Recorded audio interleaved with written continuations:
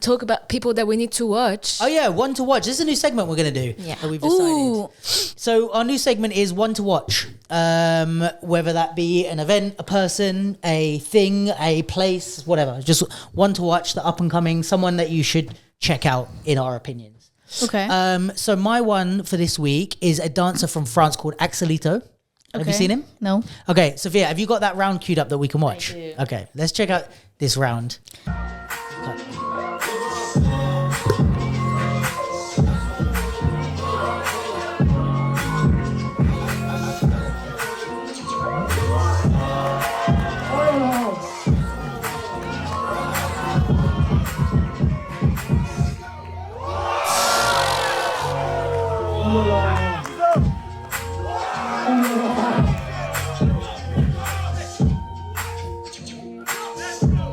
I love Pakisi in the back.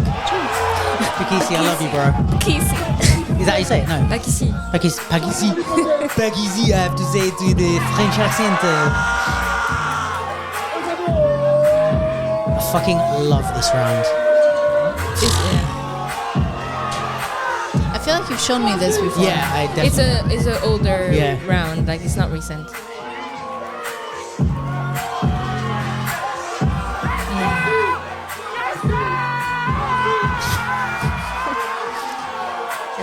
This all right, so first of all, about that round.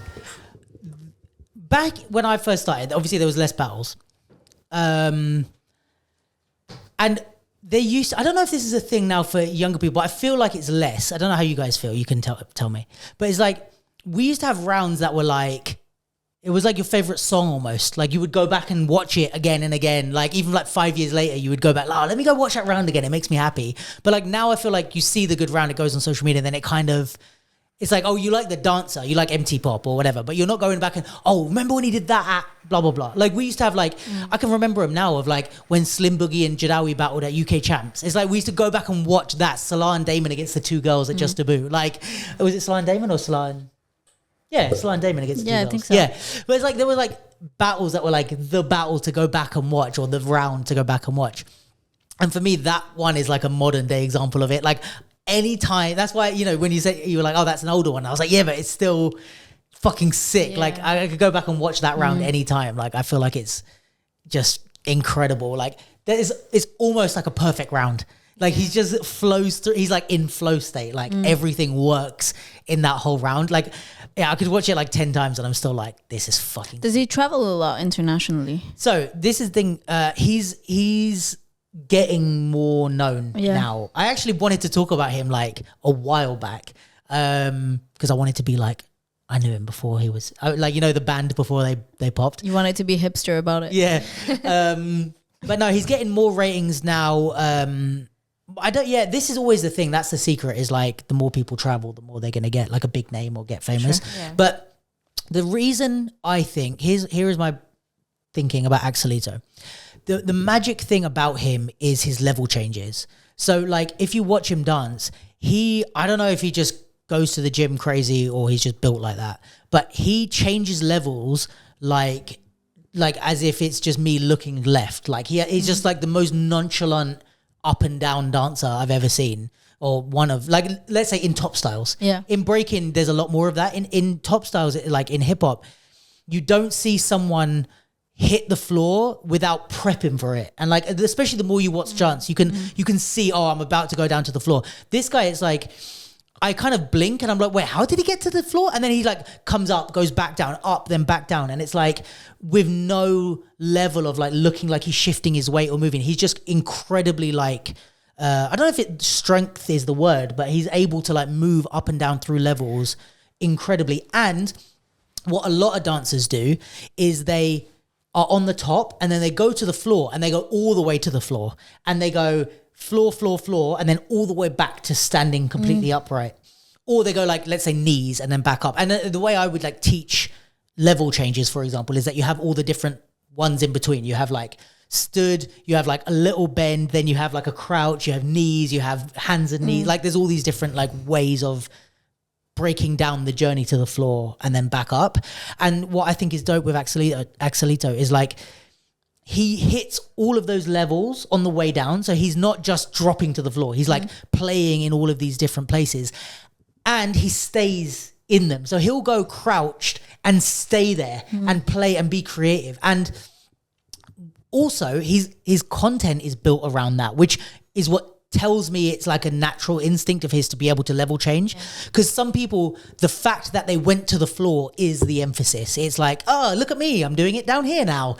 And he's able to like create on all of those different levels and like do things that are unique because you can only do that move on that level. That's not it's not tutting on your knees. It's, you can only do that move because you're crouched. You can only do that move because you're lying flat. You can only do that move because you're in a handstand. Like, so he's able to move between all these levels and create on all those levels. Like, and I think for me, that's what makes him like super unique in especially in hip hop, because you do have some crazy athletic people. You do have some crazy like flexible people, some crazy strong people, but it's like, that's kind of the point, is look how I can hold myself. I'm super strong. His is like, I'm super strong and I'm going to use it to be an artist about that level. Does that kind of make sense? Yeah.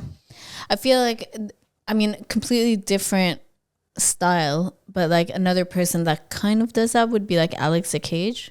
Or not as like differently, but also I would say he goes. Am I going to criticize Alex the Cage? Because like he's one of my favorite. But for me, Alex is very, very good on one specific level. Right. You know what I mean? Like he's great. Like he's got some stuff lying flat.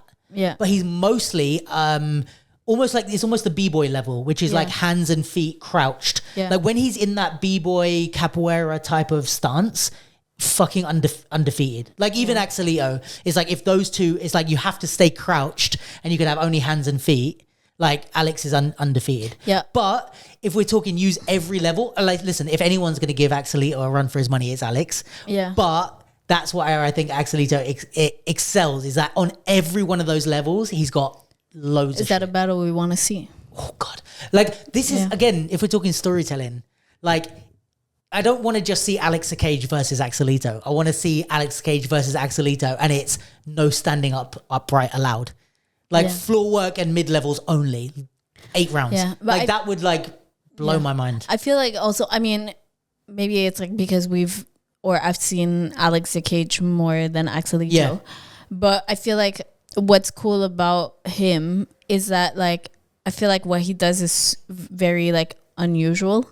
Or, you know, even the positions, the like, it's very athletic, but it's kind of like maybe in a sense, like Alex the Cage's movement is like, even if he is amazing and I'm a fan, don't come for me. It's like, it's more recognizable positions. Put it this way, I'll spin yours in a positive way. It's like, no, I know you're not saying it negative, but what I would say about Alex is like, it's satisfying. It's like the way he moves, I'm like, oh, that's what I wanted you to do, and you did it. Because it's so like seamless. Yes. It's so seamless, and like it kind of like it flows together so nicely.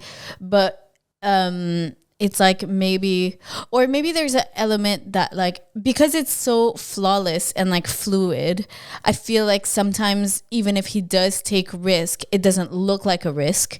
Whereas the positions Axelito puts himself in, it looks like a risk. It looks like he's barely gonna catch himself, but he does. So it's kind of like you're almost like, ugh, like There's one bit, I think he's got his arms crossed and he's on his knees and he like looks like he's going to fall on the like sound. Yeah. And he like, it looks like he's going to fall, but you see it almost in his face, he's holding it. Yeah. And then he like does something and like catches himself and carries on. And it's like, oh my God. But it's like and this is where for me the like athleticism is, because it's like in order to do that, you need to know that you're going to be like, that you're able to do. And I think this is Alex and Axelito. Alexito. Anyway, they both have. I was like, to check what the name. Axelito, Alexito, Alexito, and Axelito. They both have the same thing, but they put it in different ways. In the sense that like they can take risks because they know no matter what happens, I can get out of it. And this is what a lot of people don't have, because they're like, I know 3 things on the floor. If I even slightly lean to the left, I'm collapsing. Whereas like Axelito or Alex are like, oh, I'm just going to throw myself backwards and then we'll see what happens, because you're so strong and you understand all your pathways. And in the same way that it's like for us, let's say I can start a wave and not think about where it's going to, I don't plan my waves out. I just go wave because I know I have enough waves and enough like waves of moving with my waves that even if I start to panic, I can kind of just like get myself out of it and then change it into something else. And they feel like that about, but they feel like that about floor work, which is like, all right, I'm going to drop to my knees. And if it feels like I'm going to land in the wrong place, I'll just figure it out. Yeah, which and is it's like which is more unusual for like hip hop dancers. Yeah. Because I feel like breaking, that's like their life. But yeah, no, I mean, he is really nice. And bro, I mean, how old is he? I don't know, actually. I actually don't know him personally. Yeah, because I'm just he's like, just dope. I'm a fan. the way that he be on them knees. Yeah.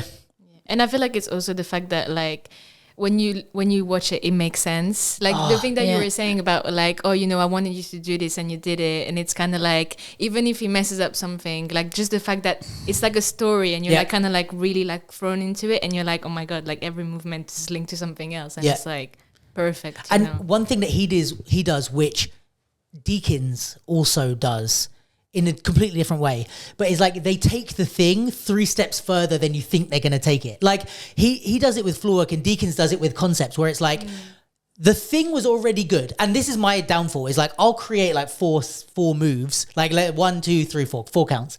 And if that can make you go, ooh, I'm done. Like, I'll just move on to the next thing. All right, yeah, the 4 was good enough. And like with Deakins, it's like Deakins will do like 1, 2, 3, 4. And I'm like, oh, that was sick. And then he'll go 5, 6. And I'm like, oh, that was sick. 1, 2, 3. And I'm like, he's still going on this same fucking concept. And he does that with floor. Like there's one bit where he's like, spinning round, I can't remember what it is, and it's like it's already cool, and then it takes him to the floor and then it carries on one more spin and I'm like, what the fuck? Like he's got such a good like, and this is also comes from like strength in a way because the first 4 counts weren't stressful, so he's like, all right, let me make it 8. Like some people, they do floor work and it's like, all right, just 4 counts, so that was really hard, so let's leave it there, you know.